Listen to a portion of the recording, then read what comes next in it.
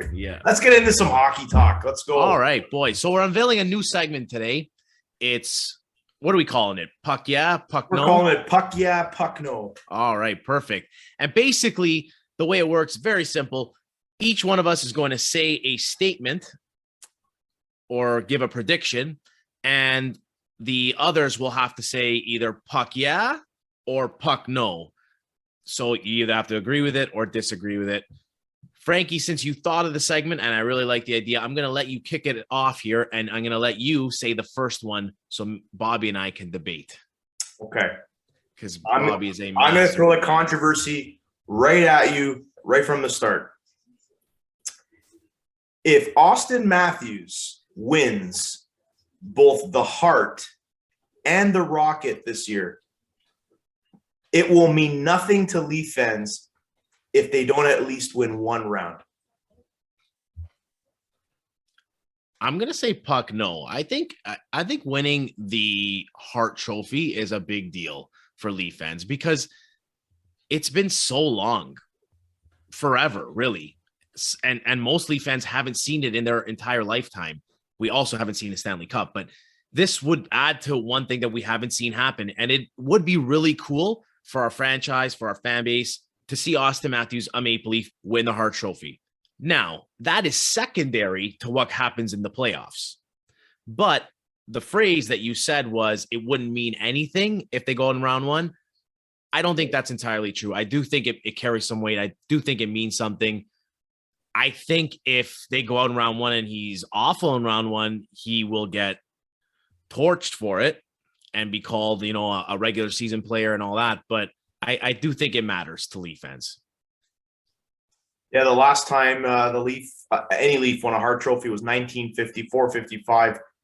Teeter Kennedy. Well, there you go. It's an even longer drought than the Stanley Cup. So, Bobby? Yeah, unfortunately, they're not after individual awards. So I'm going to say, given the recent playoff failures, puck yeah, Leaf fans will not care and will still be upset because who cares about a Hart Trophy? They're after Stanley Cup.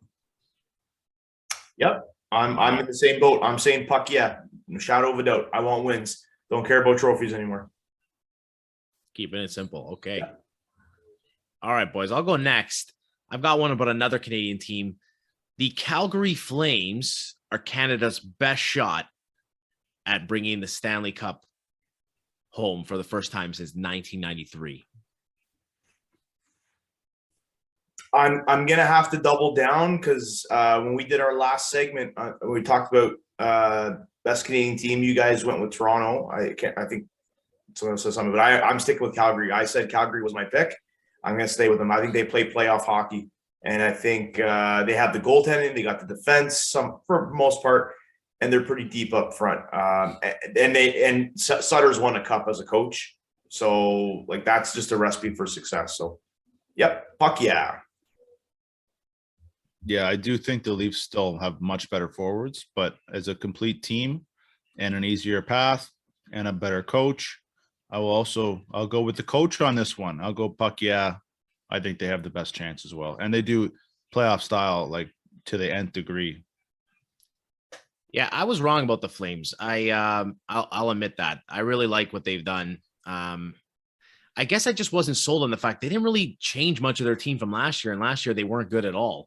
If anything, they subtracted players. They lost Giordano, who's been one of their rocks back there, and their captain, but yet they've managed to play a lot better. And that just goes to when your best players play really great, you have a real legit shot. And their best players, Gaudreau and Tkachuk, are in the top 5 of NHL scoring. So that you add that to the great season that Markstrom's had, and then Daryl Sutter's my pick for the Jack Adams this year. You have a lot of success, and they're in an easy division. It helps. Yep. The path that they have is way easier than the Maple Leafs. So, yeah, I believe so. All right, Bobby, you got one for us? Sure, I'll go with one, and it ties into the game yesterday versus Florida. A few weeks ago, I said that the Leafs match up very well against these Florida teams. Puck yeah or puck no, Bobby Bottles was right about that.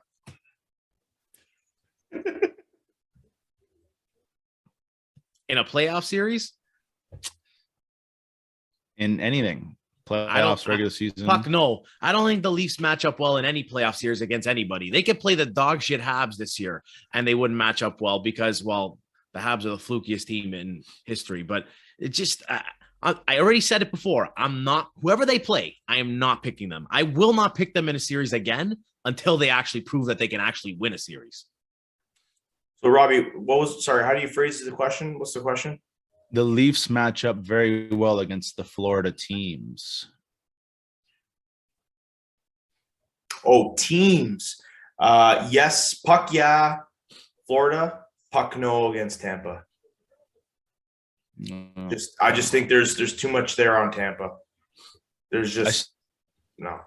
I'm see, to Joe's point, I don't think they match up well against Montreal at all. I think that's the part of the point is that I'm making is that I think they match up really well. And yesterday against Florida, I only watched the second and third, but I thought they were the better team for most of for those two periods. So I don't think Florida is the task that Columbus and Montreal, and it's still going to be a tough playoff series because Florida's got a lot of talent, but I think that style, I don't think that's conducive. I think that benefits the Leafs if you want to play that style. But Florida plays a very physical style, which I've been told many, many times that the Leafs can't hang with a physical team. I didn't really see it yesterday, to be honest. Yeah, me neither. I didn't think they were that physical. I know they have big boys like Barkov, is a bit of a moose, but like I don't think they really get on. I don't think they're like that gritty, grinding, get in on the forecheck team. I think they're a skilled team like Toronto and Tampa, and I think that's just what I mean. Like the matchup, I think that's the one team that they can. This is a team that they can exploit. I don't know if it was just a one game yesterday, but I like Sasha. I think Sasha Barkov might be the most underrated, or if not the most underrated player in the league. But I don't know, man. There's just another, that just goes to show there's another level to Matthews and McDavid. I'm putting them in the same category now, especially for this season, than other guys that other people have been putting in the conversation. Huberdeau's a good passer, great, but like, what else really is there? Like, they didn't really, like, when they're on the ice, I didn't really notice as much Barkov and Huberdeau, but they're just there. Fantastic players, don't get me wrong, but every time Matthews is on the ice, he's at a level where he's doing something that he makes a difference in the game. You just notice him so much out there. And like I said, he's just on another level. I might be pressed to say Marner's having that same effect. And I hate, and listen, we shit kicked that guy a lot because of obviously the lack of success, playoff success. I don't think I've ever seen him this good. And somebody made a good point. I'm going to steal it. It's too bad. The second goal that Tavares scores, that backdoor tip, that play doesn't happen if Mitch Marner hasn't scored 21 goals in his past 29 games. If he wasn't shooting the puck as much, he wouldn't have had that lane to make that pass to Tavares, because teams are now giving him the respect, knowing that he could actually shoot and score now. So now we've opened up different lanes and different options. And that was a great point, noticing that now that power play is clicking again. And believe it or not, Joe, this might blow your mind. The Toronto Maple Leafs are last in the NHL in power play attempts. So they are last as a team in drawing penalties with the best number one power play in the league. That is a scary stat if Mitch Marner is now a shooting option on that power play. So I want to point that out. Let's pretend that you didn't steal that because it's a great point. So let's pretend you made that point. It's true. It's very true. It's opened up a world of possibilities because they have to respect the shot. Wasn't the third goal wasn't it the third goal? It's second Tavares goal was the backdoor tip, I think, wasn't it? No, yep. I think the third one, like the third goal of the game. The third goal that Tavares. It was the third goal of the game. Yeah. Tavares is second of the game. I was gonna say the second Tavares' second goal. Yeah. Yeah, but one was the back door, the other one was the shot, and that was his first of the game. Goalie. That was the first. Okay, it was first. Yeah. Okay, yeah. You got to respect it. It's what we've been saying. It's not like it's not rocket science. And I don't want to get into the lack of John penalties. I'll have an aneurysm if I go through that again. So sticking with that, it was a good segue into my question. Puck yeah or puck no, Mitch Marner should be playing with John Tavares moving forward, regardless of success. Man, I struggle with this one because that Matthews, Marner, Bunting line you could say it's been the best line in the entire league. So why would you want to mess with something that successful? At the same time, the Nylander-Tavares combination does not work, and it needs to be changed. So where do you go from there? Do you split up that top line and then make Willie play with Matthews, or do you put Willie on like a third line with Kerfoot and then put Mikheyev and Kasha on Tavares' line, which I think could work, but then you're messing up that third line, which has been so good, and here lies the problem. But you've got 17 games. Let's try to figure this out now, and let's use these 17 games. Yeah, they're important. We want to win them. We want to finish as high as possible, but let's experiment and find the best possible combination. Also, Frankie, that fourth line, you just cannot have Spezza and Simmons on at the same time. No. I'm willing to give Spezza the benefit of the doubt in the playoffs because he's been so great for us these past few playoffs. His game elevates, but both of them right now, they're getting pinned in their own zone every shift, and it's not good. Bobby? I will go with puck. Yeah, you got to break up Marner, and I would take Marner off of the Matthews line and put him with Tavares for the simple fact of in the playoffs, one line's not going to win you a cup. You need that kind of depth scoring, and so if you can kind of kill two birds with one stone, get some depth, get the other guys playing a little bit better, I think it's going to be critical. We know that depth wins you playoff rounds. So yeah, and I was going to ask you, coaching. I know we coached. It's not the NHL, but we coach pretty high level hockey, and I always been one for depth. I always like kind of pairs through my lineup because you come across a team that shuts down your top line, and you got nothing left, you're in trouble. And I'm 3 for 3 puck. Yeah, I think it just makes sense. This to me is about the greater good because they've tried this a lot. Remember when they tried to load up Tavares, Matthews, and Marner? It just didn't work. It just did not work. And I think we got to put you're right, Joe. I think you had the key word, and I was waiting for that. There's 16, 17 games left, whatever it is. Try it now. Try it for 5 games. You're in. You're in. There's really not much to lose here, right? And Marner and Matthews can play with anybody. Throw Blackwell, throw Engvall. Who cares? He'll play with anybody. It's getting that second line going because the matchups, even starting on the road, are so important. So I think one thing that I like to look back at history. We look back at 2 of the dynasties of the last 15 years in the NHL. One of them was Chicago, and they had Kane and Taves that would rotate back and forth. They play together and look great, but then they'd always kind of find their way back to other line mates. Same thing with Pittsburgh. Malkin and Crosby didn't always play together, but sometimes they did. And so, not to use Edmonton as an example, but Edmonton's very similar where McDavid and Draisaitl kind of sometimes play together and then sometimes they don't. They're so great that they can play without the other in every single case. So I think it's the same thing. You can't.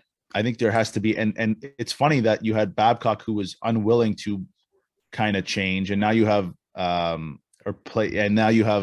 Keefe who's the complete opposite, where he's refusing now to take Marner off Matthews' line. It's quite the juxtaposition. If you're a Leaf fan, I find it quite comical.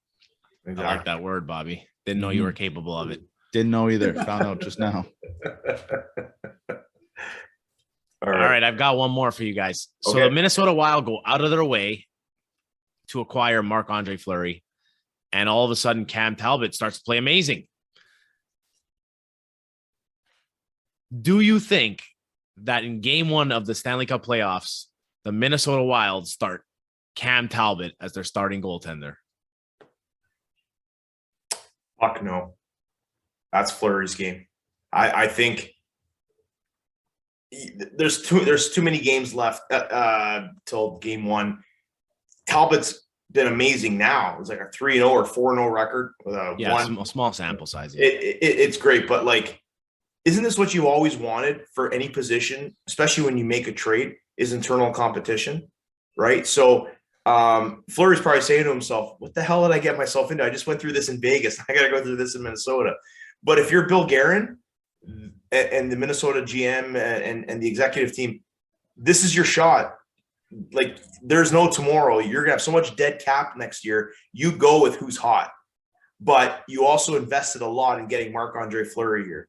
You're kind of bound to start him game one with a pedigree. So I'll go puck no on this one. I'm gonna go puck. Yeah, I think if you go with Fleury, it's Fleury's net the whole playoffs. And if Talbot's playing really well, I think Fleury's been in the spot before. He's shown that he can. Lehner was the guy, and then they went to Fleury, and then they went. I think it's gonna keep the locker room happy if Talbot starts, and if you kind of rock with Talbot and in the last couple of games you go to Fleury, I think that destroys his confidence. He's obviously got less confidence than Fleury, who's an established star in the league. So I think if Fleury gets that start, he's got to go the whole way. And I think he's more of like an insurance plan right now for them. So I think they're in a good spot either way. But I'm going to say that puck, yeah, Talbot gets the first game. I'm going to say puck no. I think it's Fleury's. Guerin goes out of his way to acquire him. They were former teammates. I think Fleury's the guy for game one. Who knows what happens after that, but it's Fleury's game one. All right. Bonus one for me, non-hockey, very quickly. Puck yeah or puck no. Tiger Woods plays Augusta and the Masters and finishes top 25. Oh, you had me as a hell pucking yeah, and now I'm just I'll go pucking yeah. He's playing like apparently he was walking a course this weekend, and so I told you guys he's a warrior. He was going to embrace this situation. Is he going to finish top 25 at Augusta? I mean, there's only 70 guys that show up to the Masters? Yeah, I had to give some type of range. I'm not going to say the guy's going to win it. He's playing. He's going. Like, he's in. So I'll go puck yeah, but it would have been hell pucking yeah if you didn't include that top 25 thing. I have no idea. I'll go puck yeah because it would be a great story and it'll make casual golf fans tune in. And I think Tiger's the type of guy that likes to prove people wrong, that that said may never play again. And then lo and behold, what is it? A year later after that horrible accident, he's back playing Augusta. It'll make for a great story. So puck yeah, he'll be there. To finish top 25, I don't have a damn clue. Sure, puck yeah, why not? I always say yes because there's very few courses that Tiger knows every nick and cranny about and where to place the ball. Augusta's about placement.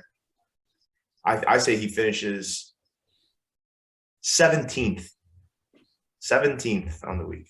In honor of Wendell Clark. That's what I was going to say. Yeah. 17. Awesome. Good old Wendell. Good segment. All right, Bobby. Bobby, did you have one more or no? You're good. Sure, I got one more if you guys want to do it. Ooh. I had an argument yesterday with someone who said, watch out for Las Vegas if they get healthy or, when they get in the playoffs. So pretty simple one. Puck yeah or puck no. Las Vegas is a threat in the West. If they get into the playoffs. Mm-hmm. Right now. Let's go ahead, Joe. I'm going to say puck yeah, they're a threat because if they make it to the playoffs, then they're able to bring all their guys off IR. And if they get healthy, Patches comes back and Stone comes back, and then you've got Eichel and Martinez comes back. It still sounds like Lehner is a long ways away from being ready. But if they're healthy, that's a lineup for sure. They're probably 15 million over the cap, but who cares about the cap in the playoffs? The Lightning proved that. I think they would be a threat. Yes, especially in the West. That's a little bit weaker. So puck yeah. Now, is this based on the fact that if they make the playoffs? Because right now, I would say puck no, that they're going to miss the playoffs. I The agree with you. reason why I say that is because I'm looking at the standings as we speak, and although they have a slight lead on Dallas, Dallas has 4 games in hand on Vegas. Ooh. And if and right up the rear are the Jets with 2 points back with a game in hand, and the Canucks 3 points back with the same amount of games. Without goaltending in this league, as we look with the Leafs, you don't win, or you don't go on stretches. Logan Thompson, it doesn't seem like he's the answer. Laurent Brossoit definitely isn't the answer. So I don't know how Vegas is going to try to hold these teams off. So, and to me, Leonard's never been the guy. And just going back to that Montreal series, that still pisses me off. But no, I'm going to say puck no. Because even if they do make it in, they got the Avalanche in the first round. it ain't going to happen. So. Yeah, I'm going puck no as well. I think their best teams were a couple of years ago. I think their best shot now. Jack Eichel's fantastic, but I don't know. I'm off their bandwagon. Yeah. So I don't know who made that point, but they said something about Vegas. When Vegas came into the league, they had a reputation. They had a thing about being those guys who were just castaways off other teams, and they golden misfits. Yes, the misfits. They played with that chip on their shoulder. Now it's just Vegas is trying to buy their way out of mistakes and buy players and trying to buy a cup, and it's just it's not there anymore. That luster, yeah, it's gone. It's gone.